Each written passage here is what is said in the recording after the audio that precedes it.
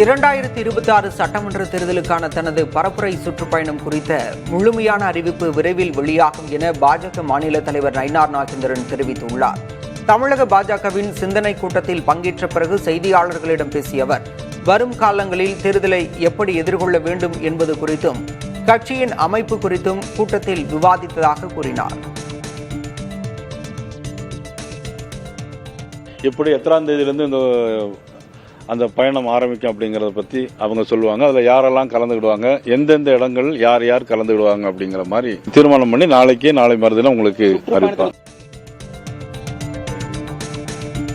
தமிழகத்தில் குடும்ப அரசியல் மட்டுமே நடப்பதாக பாஜகவை சேர்ந்த குஷ்பு விமர்சித்துள்ளார். இளையராஜாவுக்கான பாராட்டு விழாவில் முதல்வர் குடும்பத்தைச் சேர்ந்தவர்கள் அனைவரும் முன்வரிசையில் அமர்ந்திருந்ததாக தெரிவித்துள்ள அவர், இளையராஜா இசையில் பாடிய பெண்களில் ஒருவருக்கு கூட நிகழ்ச்சியில் பங்கேற்க அழைப்பு விடுக்கப்படவில்லை என குற்றம் சாட்டியுள்ளார். மேலும் திமுகவின் ஆட்சியில் மக்கள் கஷ்டத்தை மட்டுமே அனுபவித்துள்ளதாகவும் குஷ்பு விமர்சித்துள்ளார்.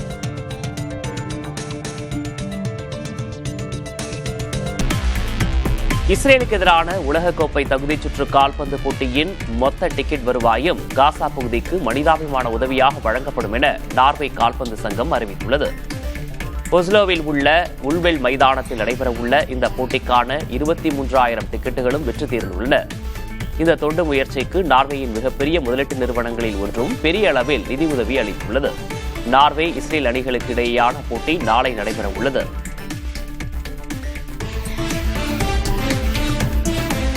இந்திய ராணுவம் 5 ஆண்டுகள் வரை நீடிக்கும் போர்களுக்கு தயாராக இருக்க வேண்டும் என மத்திய பாதுகாப்புத்துறை அமைச்சர் ராஜ்நாத் சிங் தெரிவித்துள்ளார். கொல்கத்தாவில் நடைபெற்ற முப்படைகளின் தளபதிகள் மாநாட்டில் பேசிய அவர், தற்போதைய போர்கள் திடீரெனவும் கணிக்க முடியாத வகையிலும் இருப்பதாக கூறினார். அதன் கால அளவை முன்கூட்டியே கணிக்க முடியாது என்றும் அவர் குறிப்பிட்டார். மேலும் தகவல், சித்தாந்தம், சூழலியல் மற்றும் உயிரியல் போர் போன்ற கண்ணுக்கு தெரியாத மற்றும் வழக்கத்திற்கு மாறான அச்சுறுத்தல்களுக்கு இந்தியா தயாராக இருக்க வேண்டும் என்றும் ராஜ்நாத் சிங் கேட்டுக் கொண்டார்.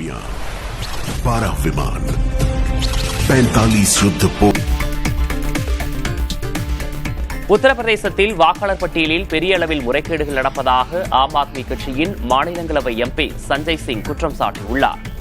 மஹோபா மாவட்டத்தில் ஒரே வீட்டில் 4,271 வாக்காளர்கள் பதிவு செய்யப்பட்டுள்ளதாக அவர் குறிப்பிட்டுள்ளார். பீகாரில் மின் உற்பத்தி நிலையங்களுக்காக தொழிலதிபர் கௌதம் அதானியின் குழுமத்திற்கு 1050 ஏக்கர் நிலத்தை ₹1 என்ற விலையில் வழங்கப்பட்டுள்ளதாகவும் சஞ்சய் சிங் குற்றம் சாட்டியுள்ளார்.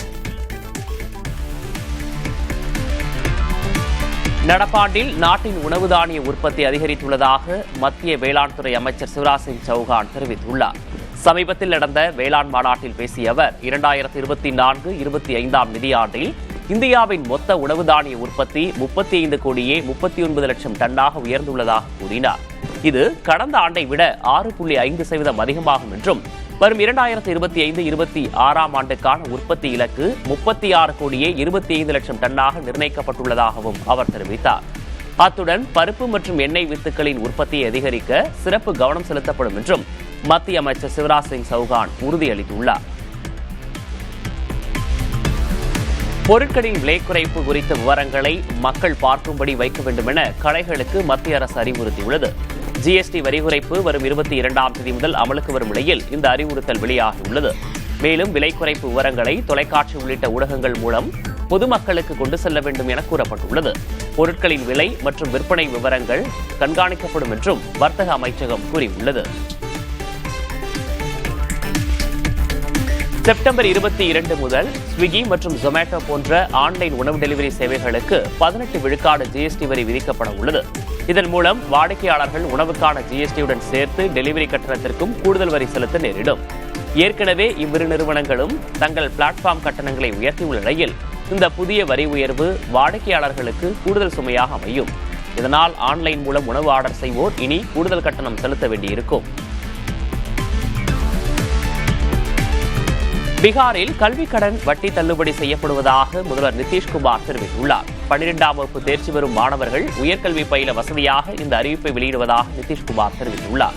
மேலும் கல்விக் கடனை திரும்ப கட்டுவதற்கான அவகாசம் 2 முதல் 3 ஆண்டுகள் வரை அதிகரிக்கப்படுவதாகவும் எக்ஸ் தளத்தில் அவர் பதிவிட்டுள்ளார். பீகாரில் இன்னும் சில மாதங்களில் பேரவைத் தேர்தல் நடைபெறவுள்ள நிலையில் மாநில அரசு தொடர்ச்சியாக பல்வேறு சலுகைகளை அறிவித்து வருகிறது. ஆந்திர பிரதேச அரசு மருத்துவக் கல்லூரிகளை தனியார் பங்களிப்போடு அமைக்க முன்மொழிந்திருப்பது பெரும் சர்ச்சையை ஏற்படுத்தியுள்ளது. இது மருத்துவக் கல்வியை தனியார் மயமாக்கும் முயற்சி என எதிர்க்கட்சியான OSR காங்கிரஸ் குற்றம் சாட்டியுள்ளது. முன்னாள் முதல்வர் ஜெகன்மோகன் ரெட்டியின் ஆட்சியில் கட்டப்பட்ட கல்லூரிகளை இப்போதுள்ள அரசு தனியாருக்கு தாரை வார்த்து விடுவதாக ரோஜா குற்றம் சாட்டியுள்ளார். இந்த குற்றச்சாட்டுகளை மறுத்துள்ள முதல்வர் சந்திரபாபு நாயுடு, கல்லூரிகள் அரசிடமே முழு கட்டுப்பாட்டில் இருக்கும் என்றும் தனியார் பங்களிப்பு வெறும் நிதி முதலீட்டுக்காக மட்டுமே என்றும் விளக்கம் அளித்துள்ளார். நிதி பற்றாக்குறையை தீர்க்க இது உதவும் என்றும் அவர் கூறியுள்ளார். இமாச்சல பிரதேச மாநிலம் மீண்டும் பெருமழையால் பேரவதிகளை சந்தித்து வருகிறது. மண்டி பகுதியில் பேருந்து நிலையத்தை சூழ்ந்த வெள்ளத்தில் சிக்கிய ஒரே குடும்பத்தைச் சேர்ந்த 3 பேர் உயிரிழந்தனர். இப்பகுதியில் பேருந்துகள் போன்ற கனரக வாகனங்களையே வெள்ளம் அடித்துச் சென்று விட்டது.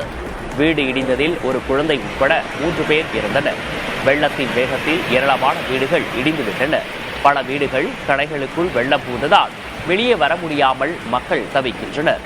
தலைநகர் சிம்லாவில் ஒரே இரவில் 14 சென்டிமீட்டர் மழை பெய்துள்ளது. பல பகுதிகளில் மண் சரிவு ஏற்பட்டு போக்குவரத்து பாதிக்கப்பட்டுள்ளது.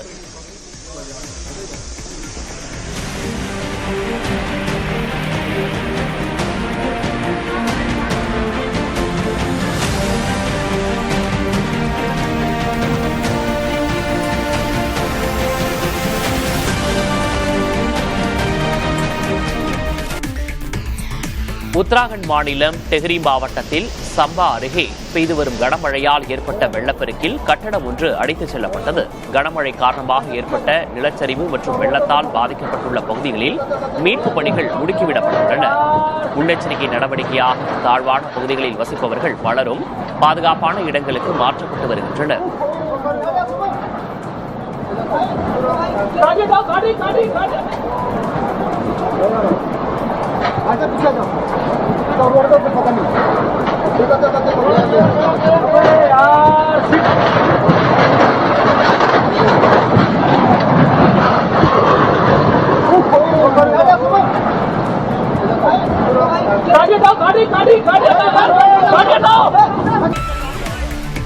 மணிப்பூர் மாநிலம் மேற்கு இம்பாலில் உள்ள மியாங் இம்பால் பகுதியில் ஏற்பட்ட வெள்ளப்பெருக்கால் பல கிராமங்களில் விளைநிலங்கள் நீரில் மூழ்கின.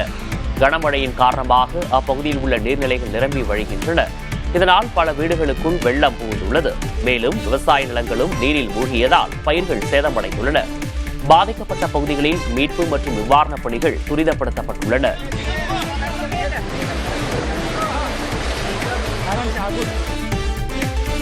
வெள்ளம் நிலச்சரிவு காரணமாக ஸ்ரீநகர் ஜம்மு தேசிய நெடுஞ்சாலை 20 நாட்களுக்கு மேலாக மூடப்பட்டதால் காஷ்மீர் ஆப்பிள் விவசாயிகள் கடும் இழப்பை சந்தித்துள்ளனர். சந்தைகளுக்கு கொண்டு செல்ல முடியாமல் டன் கணக்கில் ஆப்பிள்கள் அழுகிவிட்டன. இதனால் விவசாயிகள் போராட்டத்தில் ஈடுபட்டுள்ளனர். தேசிய நெடுஞ்சாலையை சீரமைக்கும் பணியை ராணுவத்திடம் ஒப்படைக்க வேண்டும் என்று ஆப்பிள் உற்பத்தியாளர்கள் கோரிக்கை விடுத்துள்ளனர்.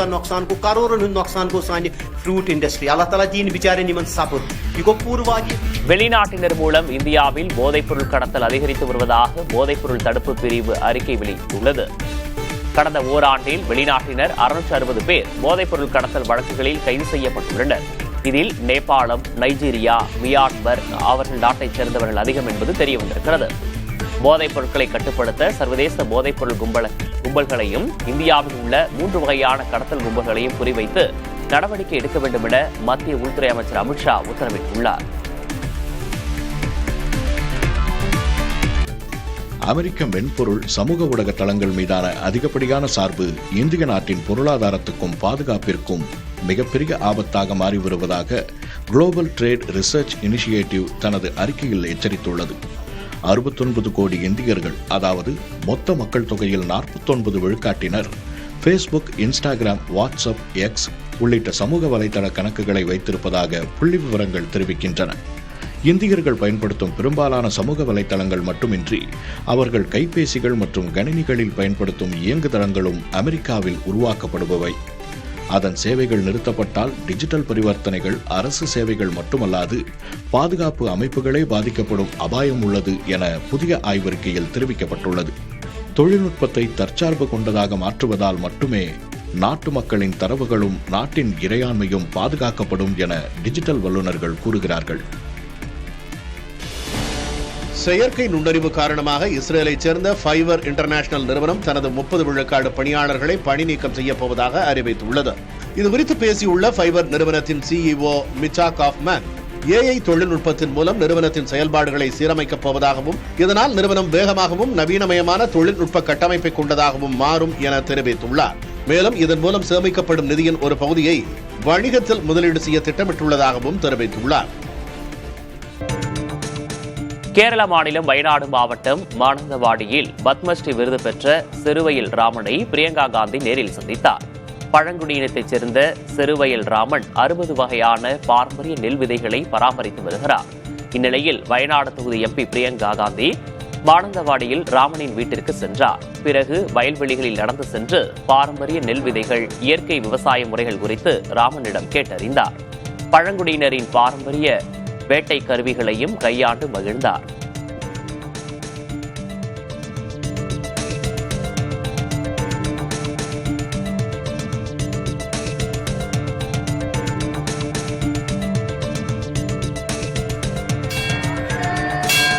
மலையாளம் கன்னி தமிழின் புரட்டாசி மாதப்பிறப்பு பூஜைகளுக்காக கேரள மாநிலம் சபரிமலையில் நடை திறக்கப்பட்டது.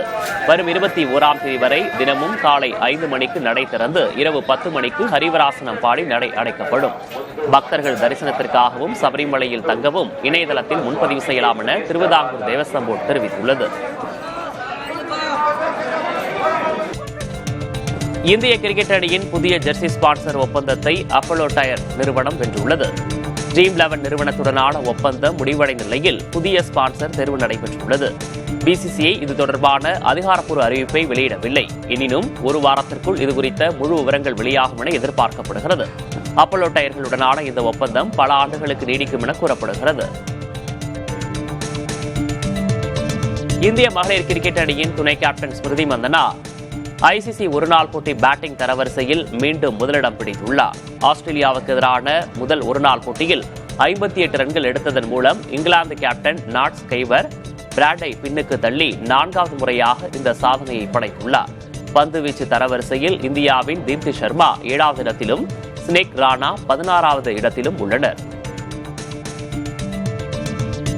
புற்றுநோய் சிகிச்சை பெற்று வரும் பாலிவுட் நடிகை நஃபீசா அலி தனது குழந்தைகளுக்கு உருக்கமான செய்தி ஒன்றை பகிர்ந்துள்ளார். இதுகுறித்து தனது இன்ஸ்டா பக்கத்தில் பகிர்ந்துள்ள அவர், ஒரு நாள் என் குழந்தைகள் என்னிடம், நீங்கள் போன பிறகு நாங்கள் யாரிடம் செல்வோம் என்று கேட்டதாகவும், அதற்கு நான், ஒருவருக்கொருவர் ஆதரவாக இருங்கள், அதுதான் எனது மிகப்பெரிய பரிசு என்று கூறியதாகவும் தெரிவித்துள்ளார். மேலும் அன்பையும் நினைவுகளையும் பகிர்ந்து கொள்ளுங்கள் என்றும், வாழ்க்கையில் எதைவிடவும் உங்கள் உறவு வலிமையானது என்பதை நினைவில் கொள்ளுங்கள் என்றும் தெரிவித்ததாகவும் பதிவிட்டுள்ளார். தொழில்துறைக்கு வழங்கப்பட்டு வரும் நிதி சலுகைகளை ரத்து செய்வது தொடர்பான மேற்கு வங்க அரசின் சட்டத்தை எதிர்த்து பல நிறுவனங்கள் கொல்கத்தா உயர்நீதிமன்றத்தில் வழக்கு தொடுத்துள்ளது. அரசின் இந்த நடவடிக்கை அரசமைப்புக்கு எதிரானது என்று இந்நிறுவனங்கள் குற்றம் சாட்டியுள்ளன. மேற்கு வங்க அரசு 1993ஆம் ஆண்டிலிருந்து தொழில்துறைகளுக்கு வழங்கப்பட்ட நிதி சலுகைகளை ரத்து செய்து சட்டம் இயற்றியுள்ளது. சமூக நலத்திட்டங்களுக்கு நிதி தேவைப்படுவதால் இந்த சலுகைகளை ரத்து செய்வதாக மேற்கு வங்க அரசு தெரிவித்துள்ளது.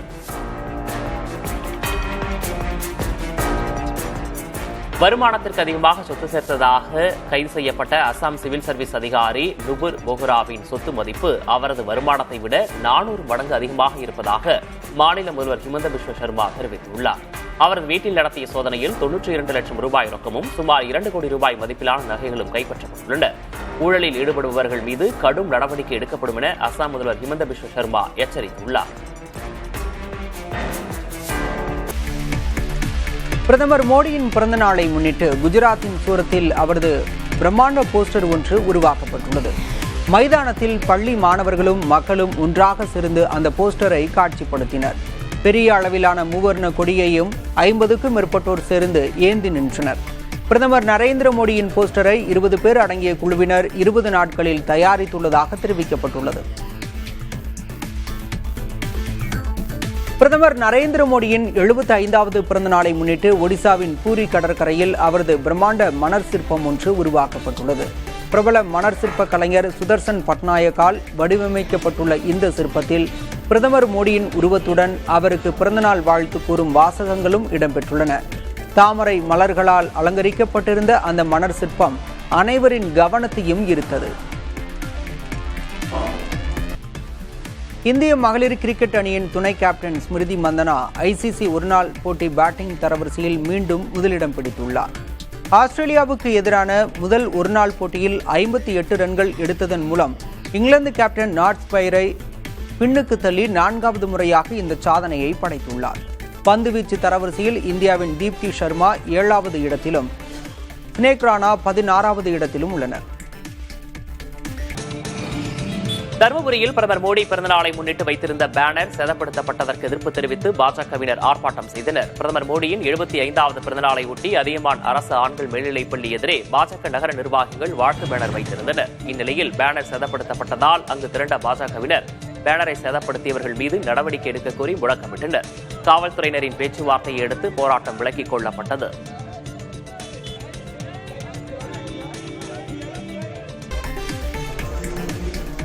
பவள விழா பிறந்தநாள் கொண்டாடும் பிரதமர் நரேந்திர மோடியை வாழ்த்தி குஜராத்தில் பாஜக எம்எல்ஏ உள்ளிட்டோர் பாரம்பரிய நடனம் ஆடினர். அகமதாபாத்தின் மானி நகரில் கொண்டாடப்பட்ட விழாவில் மலர்களால் வடிவமைக்கப்பட்ட இந்த வரைபடத்தை சுற்றி கர்பா எனும் நடனம் ஆடினர். நமோத்சவ் என்ற பெயரில் கொண்டாடப்பட்ட பிரதமரின் பிறந்தநாள் விழாவில் மானிநகர் பாஜக எம்எல்ஏ அமுல் பாட் உள்ளிட்ட மக்கள் பிரதிநிதிகளும் கலந்து கொண்டு கர்பா நடனம் ஆடினர். சென்னை, விசாகப்பட்டினம் உட்பட நாடு முழுவதும் 10 இடங்களுக்கு சுற்றுலா கப்பல்கள் இயக்க மத்திய கப்பல் போக்குவரத்து துறை திட்டமிட்டுள்ளது. குரூஸ் பாரத் மிஷன் திட்டத்தின் கீழ் 5000 கிலோமீட்டருக்கும் அதிகமான கப்பல் பயண வழித்தடங்களை உருவாக்குவதை நோக்கமாக வைத்து செயல்பட்டு வருவதாக மத்திய கப்பல் போக்குவரத்து துறை அதிகாரிகள் தெரிவித்தனர். சென்னை துறைமுகத்தில் உள்ள கப்பல் முனையம் தற்போது 1500 பயணிகளை கையாளும் வகையில் உள்ள நிலையில் அதனை 3000 பேர் வரை கையாளும் வகையில் சுமார் 20 கோடி ரூபாயில் மேம்படுத்த திட்டமிடப்பட்டுள்ளது.